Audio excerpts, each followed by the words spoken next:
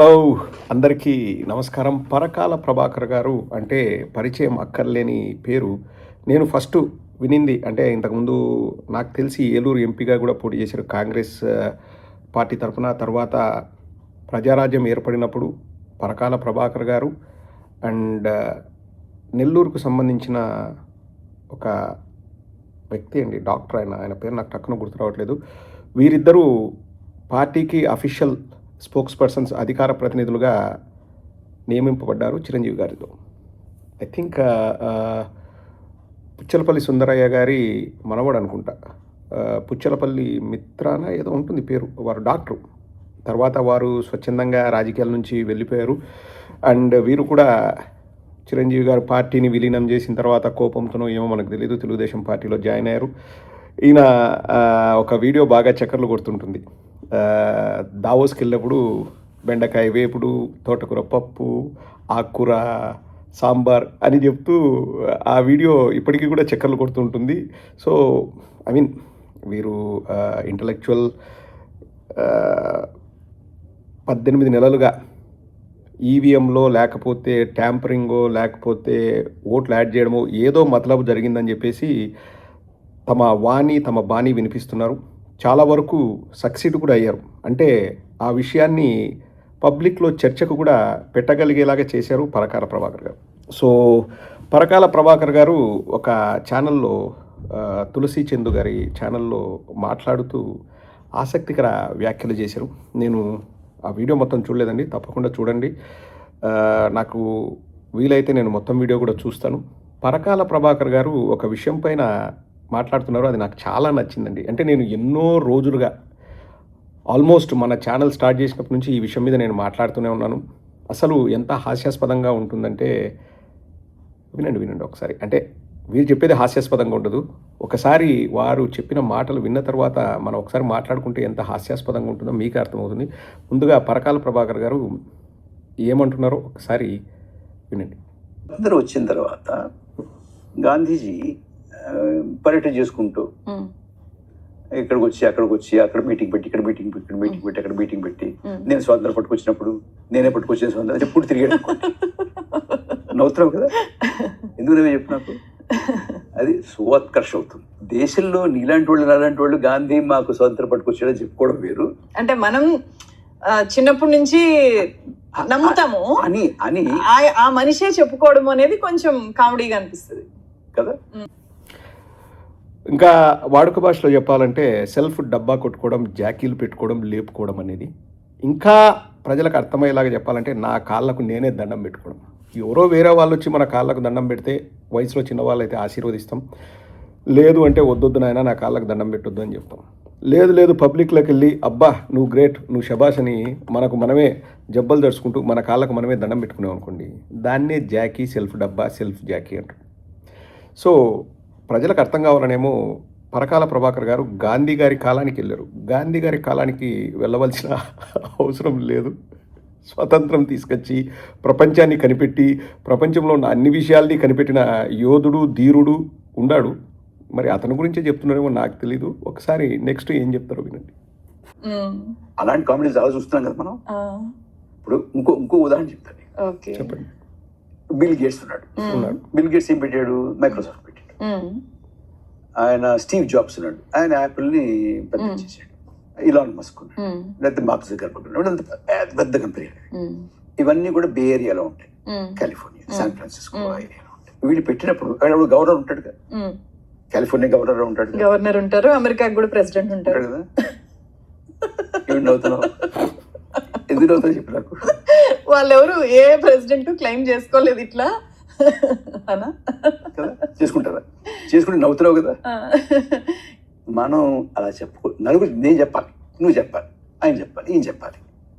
అది చేయండి, ఇలా చేసాడండి, మంచి చేసాడండి, చెడ్డ చేసాడండి చెప్పాలి.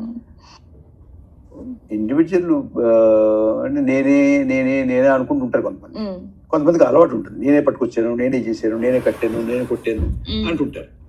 నాకు అది నమ్మకప్పుడు నేను సరదాగా నా ఫ్రెండ్స్ తో ఉంటుంటాను. మనకి అలాంటి వాళ్ళు ఎక్కువైపోయారు. క్లెయిమ్ చేసుకోవడం ఎక్కువ మంది ఏమి అవ్వలేదు ప్రభాకర్ గారు. దానికి పేటెంట్ రైట్స్ ఉన్న వ్యక్తి ఒకడు, ఆయనే శ్రీమాన్ చంద్రబాబు నాయుడు గారు. నేను ఎన్నోసార్లు చెప్పానండి.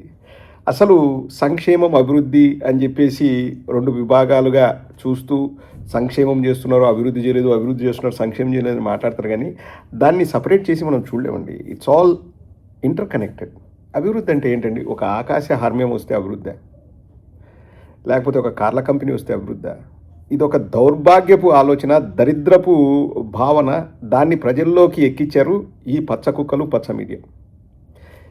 ఎట్లా అభివృద్ధి అవుతుందండి? ఇప్పుడు వారే చెప్పారు, మైక్రోసాఫ్ట్ కానీ, లేకపోతే గూగుల్ కానీ, ఇంకోటి కానీ బే ఏరియాలో, శాన్ ఫ్రాన్సిస్కోలో అక్కడ ఉంటాయి. నేను అక్కడికి వెళ్ళాను లాస్ట్ జూలైలో. అక్కడ ఒక మీటింగ్ కూడా మనం అరేంజ్ చేసుకున్నాం, మాట్లాడాము. అక్కడ పరిస్థితులు మనం చూసాం. ఎవరు కూడా పాలిటిక్స్ మాట్లాడరండి. ఇప్పుడు ఒక కంపెనీ వచ్చిందంటే వాళ్ళు ఆ కంపెనీని ఒక ఆలోచనతో మొదలు పెడతారు, డిమాండ్ అండ్ సప్లై. అది ప్రపంచంలో ఎక్కువ మంది యూస్ చేస్తే వితిన్ 6 months ఆర్ 1 yearలో ఆ కంపెనీ ఎక్కడికి వెళ్తుంది. ఇప్పుడు చాట్ జీపీటీ అన్నది వాళ్ళు ఒక 10 ఏళ్ళు కష్టపడి ఉంటారు. చంద్రబాబు నాయుడు వచ్చేసి నిస్సిగ్గుగా చాట్ జీపీటీ నేనే తెచ్చా, వాట్సాప్ గవర్నెన్స్ నేనే తెచ్చా, ఏఐ నేనే తెచ్చా, డ్రోన్స్ నేనే కనిపెట్టా, సెల్ ఫోన్ నేనే కనిపెట్టా, కంప్యూటర్, నిస్సిగ్గుగా డబ్బాలు కొట్టుకుంటాడు. ఆయనే చెప్పుకుంటాడు, ఆయన కాళ్ళు ఆయనే దండం పెట్టుకుంటాడు. ఎంత హాస్యాస్పదంగా ఉంటుంది చూడండి. ఆంధ్ర రాష్ట్ర ప్రజలకి మీరు ఏ పార్టీకైనా ఓటిని నాకేమో అభ్యంతరం లేదు, కానీ ఒకటైతే మీరు ఆలోచన విధానాన్ని మార్చుకోండి. అభివృద్ధి అంటే ఇప్పుడు కియా వచ్చింది అనంతపురంలో, శ్రీకాకుళానికి ఏం అభివృద్ధి అండి? విశాఖపట్నానికి ఏం అభివృద్ధి? మొత్తం రాష్ట్రం మొత్తం విద్య, వైద్యం, ఆరోగ్యం, మౌలిక వసతులు, ఈ సదుపాయాలు కల్పిస్తే అదేంటి నిజమైన అభివృద్ధి? ఇప్పుడు మన టాటా, నేను ఎన్నోసార్లు ఈ విషయం చెప్పా, ఇక్కడ రేంజ్ రోవర్ కార్ల కంపెనీని కొన్నారు. ఇక్కడ ఈ దేశం వాళ్ళు ఎవరు కూడా అబ్బా టాటా వాళ్ళు వచ్చి కొన్నారు, అభివృద్ధి జరిగిపోయిందని మాట్లాడుకోవడం నేను ఎక్కడా వినలేదు. ఏ రాజకీయ నాయకుడు కూడా నేను టాటాని తీసుకొచ్చా అని చెప్పేసి క్లెయిమ్ చేసుకోవడం కూడా మేము ఎప్పుడు వినము, చూడమండి. రాజకీయాలు అలా ఉండాలి. టాటా వాళ్ళు ఎందుకు వచ్చారు? టాటా వాళ్ళది వ్యాపార దృక్పథం, వాళ్ళ వ్యాపార సామ్రాజ్యాలని విస్తరించుకోవాలి. ఇక్కడ అనువైన వాళ్ళకు వ్యాపారం చేసుకోవడానికి అనువైన సిచ్యువేషన్ ఉందనుకోండి, వాళ్ళు వచ్చి కొంటారు. లేదు నీకు వ్యాపారాల్లో నష్టం వస్తుంది, నువ్వు చారిటీ చేయంటే టాటా రారు, ఎవరు రారు. ఇప్పుడు కియావాడు ఎందుకు వచ్చినాడండి? కియావాడికి ఇన్సెంటివ్స్ ఇస్తాము, లేకపోతే ఇంకోటి ఇస్తామంటే వాడు వచ్చాడు. ఆ లాభాలను వాడు ఎక్కడికి తీసుకెళ్తాడు? కొరియాకి తీసుకెళ్తాడు. వాడేం ఇండియాలో ఒక 4 చోట్ల చారిటీ చేయడు. ఏ విధంగా దాన్ని అభివృద్ధి అని చెప్తామండి? అసలు అభివృద్ధి అన్నది ఒక కంపెనీ వస్తే అది అభివృద్ధి కాదండి. ఒక ఆకాశ హర్మ్యం వస్తే అది అభివృద్ధి కానే కాదు. Maybe it's part of a development, అంతేగాని దాన్ని అభివృద్ధికి కొలమానంగా మనం చూడకూడదు. స్వయంగా చంద్రబాబు నాయుడే నేను 45 నిమిషాలు బిల్ గేట్స్తో మాట్లాడానని ఆయన చెప్పండి. ఇంతకుముందు వీడియో కూడా చేశా. మురళీమోహన్ వచ్చేసి 3 గంటలు మాట్లాడాడు బిల్ గేట్స్తోని, డబ్బా కొడతాడు. ఇది ఒక ట్రాన్స్లోకి తీసుకెళ్లారు. ఆంధ్ర రాష్ట్ర ప్రజల్ని మోసం చేస్తూ, మభ్యపెడుతూ, ఇప్పుడు ఏందో నేను తీసుకొచ్చిన అంటాడు. అసలు ఐటీ అన్నది మన ఆంధ్రప్రదేశ్లో తప్ప ఇండియాలో ఎక్కడ లేదా అండి? కర్ణాటకలో ఐటీ డెవలప్ అయింది, చెన్నైలో డెవలప్ అయింది, కేరళలో డెవలప్ అయింది, పూణే, గుర్గావ్, ఇవన్నీ ఎవరు చేశారండి? చంద్రబాబు నాయుడు తీసుకొచ్చిన ఐటీ కంపెనీలని. 2004 తర్వాత అసలు హైదరాబాద్లో ఏం జరగలేదన్నట్టు నిస్సిగ్గుగా 20 ఏళ్ళు దాటినా కానీ ఇంకా హైదరాబాద్కు నేనే తాత తండ్రి అని చెప్పుకుంటాడు. అంటే మళ్ళీ నా కాలు నేను ముక్కుంటాను అని. ఎంత హాస్యాస్పదంగా ఉంటుంది చూడండి. నాకు తెలిసి అండి ఈ విషయంలో మాత్రం ప్రపంచంలో కూడా ఏ రాజకీయ నాయకుడు కూడా అంత డబ్బా కొట్టుకోడు. ఇప్పుడు కియా అంటే ఇంకా ఎన్నిసార్లు ఊదరగొట్టినారంటే మనకు బుర్రలోకి ఎక్కిస్తాడు. మనకు రాష్ట్రానికి పక్కనే, మన రాష్ట్రానికి రావాల్సిన ఓల్వో కర్ణాటకకి వెళ్ళింది 1997-98 ఆ టైంలో. చంద్రబాబు నాయుడే ముఖ్యమంత్రిగా ఉన్నాడు. కర్ణాటకలో ఓల్వో ఎవరు తీసుకొచ్చారంటే మీకు ఎవరైనా చెప్పగలరండి? మన పక్క రాష్ట్రమే కదా, బార్డర్స్లో కూడా చాలామంది ఉంటారు మన వాళ్ళు. ఎవరు తీసుకొచ్చినారు ఓల్వో కర్ణాటకకి? అదే కియా అని చెప్పు, కొట్టు ఊదరగొట్టు, కొట్టు డబ్బా కొట్టు, జాకీ పెట్టు. నాకు ఈ వీడియో అందుకే చాలా బాగా నచ్చిందండి. ప్రతి ఒక్కరిలో కూడా ఆలోచన అనేది మొదలు కావాలి. ఇప్పుడు ఎవరైనా కానివ్వండి, నేను చెప్తున్నాను కదా, ఏ కంపెనీ అయినా ఏదైనా వాళ్ళు లాభాలు ఆశించే కంపెనీలు పెడతారు. ఆఫ్కోర్స్ సోషల్ సర్వీస్ అంటే 5% 10% సోషల్ సర్వీస్ అందులో ఇన్వాల్వ్ అయి ఉండొచ్చు, అంబిషన్స్ ఉండొచ్చు. బట్ వ్యాపారం అంటేనే లాభాల కోసం చేసేది. నష్టాల కోసము, చారిటీ కోసం ఎవరు వ్యాపారాలు చేయరు. కియా కానీ, ఓల్వో కానీ, ఇంకొకటి కానీ. ఎందుకు ఇండియాలో పెడతారు? ఇండియాలో లేబర్ చీప్ అని. ఇక్కడ నేను నివసిస్తున్న దేశంలో గంటకి మినిమం వేజెస్ పర్ అవర్ శాలరీలు పే చేస్తాం. మినిమం ఎంతంటే ఇప్పుడు ఇండియన్ కరెన్సీలో చెప్పాలంటే దాదాపు 1400 రూపాయలు లేకపోతే 1500 రూపాయలు గంటకి ఇక్కడ ఇవ్వాలి లేబర్. మన ఇండియాలో ఒక రోజుకి ఎంత ఇస్తామండి కియాలో పనిచేసేవాడికి? ఒక రోజుకి అంటే 8 గంటలు పనిచేస్తే 1500 గంటకు చొప్పున అయితే 1500 రూపాయలు, రోజుకి 12,000 ఇవ్వాలి. 2,40,40,000 రూపాయలతో ఇండియాలో ఏ 200 మంది లేబర్లో పనిచేస్తారు నెలకి? సో అక్కడ మ్యాన్ పవర్కి మనం ఇచ్చే వేజెస్ చాలా తక్కువ కాబట్టి కంపెనీలు మన ఇండియాకి వస్తున్నాయి. లేకపోతే ఎందుకు వస్తాయండి? What is the other reason you tell me? ఇప్పుడు కియా వాడు ఎందుకు యూకేకి రాలేదు? ఎందుకంటే యూకేకి వస్తే వాడి కాస్ట్ ఆఫ్ ప్రొడక్షన్ ఎక్కువ అవుతుంది. So that is the reason. Even ఇంతకుముందు ఐటీ కంపెనీస్ అన్నీ ఇండియాకి రావడానికి కూడా అక్కడ తక్కువ ఖర్చుతో వాళ్ళు పనులు చేయించుకునేవాళ్ళు. కోర్స్ ఇప్పుడు ఐటీ కంపెనీస్ చాలా మటుకు ఇండియాలో కూడా ఎక్కువ శాలరీస్ పే చేస్తుంది. సో ఇక భవిష్యత్తులో ఇండియాకి ఐటీ కంపెనీస్ రాకపోయినా ఆశ్చర్యపోవాల్సిన అవసరం లేదు. ఇప్పుడు మీరే చెప్పండి, ఎన్ని ఐటీ కంపెనీస్ వచ్చినాయి? చంద్రబాబు నాయుడు అధికారంలోకి వచ్చిన తర్వాత ఎన్ని ఐటీ కంపెనీస్ పొర్లు దండాలు పెట్టుకుంటూ వచ్చినాయి? ఒక్కటంటే ఒకటి వచ్చిందా అండి? మీరే చెప్పండి. ఇప్పుడు అదానీ డేటా సెంటర్, అది మన జబ్బలు దర్చుకుని గూగుల్ అన్నారు. నా దగ్గర ఇప్పటికి కూడా జియో ఉంది. గూగుల్కి అసలు మన ప్రభుత్వానికి ఎక్కడ ఒప్పందం లేదు. అదానీ డేటా సెంటర్ వాళ్ళు 6 కంపెనీలను ఎస్టాబ్లిష్ చేసి 3 వాళ్ళవి 3 ఎయిర్టెల్ వాళ్ళవి వాళ్ళతో ఒప్పందం చేసుకొని 480 ఎకరాలు గవర్నమెంట్ వాళ్ళ పేరు మీద రాయించింది. ఎవరి పేరు మీద? అదానీ అండ్ భారతీ ఎయిర్టెల్ 3 కంపెనీలు. అదానీ వాళ్ళవి 3 కంపెనీలు, భారతీ ఎయిర్టెల్ వాళ్ళవి. గూగుల్కి ఎక్కడ ఒప్పందం లేదు. ఏమని ఊదరగొట్టినారు? గూగుల్ వచ్చింది, గూగుల్ వచ్చింది, గూగుల్. యాడికి వచ్చింది గూగుల్? మీకు తెగులు వచ్చింది, గూగుల్ రాలే.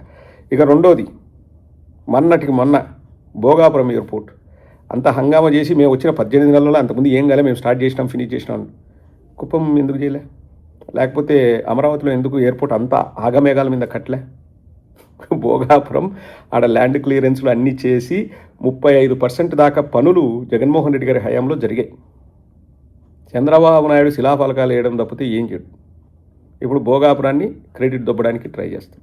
నేను అనేది ఏంటంటే ఆ రెండు కూడా ఎందుకు వైజాగ్లో, ఎందుకు అమరావతిలో లేవు? ఐటీ కంపెనీలు అన్నవి చంద్రబాబు నాయుడు రా అంటే రావండి. అక్కడ అవసరం ఉంది అంటే వాళ్ళు వస్తారు, అవసరం లేదనుకో వాళ్ళు రారు. వ్యాపారం అనేది లాభాల కోసం చేస్తారు. చంద్రబాబు కోసమో, నరేంద్ర మోడీ గారి కోసమో, డొనాల్డ్ ట్రంప్ గారి కోసమో చేయరు. It's as simple as that. కానీ నేను ఇది తెచ్చిన, నేను అది తెచ్చిన, నేను తాతను, నేను ముత్తాతను, నా వల్లే ఇది జరిగింది, నా వల్లే అది జరిగింది. బిల్ గేట్స్తో మాట్లాడినా, సత్యనాదెల్లను సీఈఓ చేసిన. మళ్ళీ ఒకటే ప్రశ్న అండి. మీరు 10 మందిని అడగండి, అరుగుల మీద కూర్చున్నప్పుడు, లేకపోతే టీ షాపుల దగ్గర కూర్చున్నప్పుడు, ఇంకో దగ్గర మీరు తెలుగుదేశం వాళ్ళు ఎవరైనా మాట్లాడితే అడగండి. సత్యనాదెల్లా ఆయన చదువు చెప్పించి సీఈఓ చేసినాడు కదా చంద్రబాబు నాయుడు ఇన్నిసార్లు అమెరికాకు పోయినాడు, లోకేష్ ఇన్నిసార్లు పోయినాడు, ఎయిర్పోర్ట్కి ఒకసారి కూడా రాలేదే. సత్యనాదెల్లా ఇంటికి పోయి కాఫీ తాగినట్టు కూడా ఎక్కడ లేదే. అబ్బాబ్బా నాకు చదువు చెప్పించి నన్ను ఇంతమంది చేసిన నా గురువు అమెరికాకు వచ్చినాడని ఎయిర్పోర్ట్ దగ్గరకు వచ్చేసి కాళ్ళ మీద పడి దండాలు పెట్టాలి. ఎవరు? సత్యనాదెల్లా. ఎప్పుడు చేయలేదే. వాళ్ళ ఇంటికి వెళ్ళి కాఫీ కూడా తాగలేదే. చంద్రబాబు నాయుడు అమెరికాకు పోతే ప్రపంచంలోనే విజనరీ అయితే ఒక్కడంటే ఒకడు, ఒక అఫీషియల్ కూడా ఎయిర్పోర్ట్కి వచ్చి ఆయన రిసీవ్ చేసుకోరే. బొంగేం కాదు, ఎవడు పట్టించుకోడు. వాళ్ళు ఇండియాలో కూర్చొని ఆ పచ్చ మీడియాలో ప్రపంచ నేత, ప్రపంచం మెచ్చిన నేత, విజనరీ, ఇస్త్రాకుల కట్ట, బొంగు, భోజనం అని చెప్పుకోవడం తప్పితే ఎవరు పట్టించుకోరండి. వెస్ట్రన్ కంట్రీస్లో పాలిటిక్స్ అనేది చాలా తక్కువ మాట్లాడతారు. కానీ మన ఇండియాలో కొట్టి డబ్బా కొట్టు జాకీ పెట్టు, డబ్బా కొట్టు జాకీ పెట్టు, డబ్బా కొట్టు జాకీ పెట్టు. That's it. ఇంకంతకంటే నేనేం చెప్పలేనండి. పరకాల ప్రభాకర్ గారు చాలా చక్కగా చెప్పారు. అది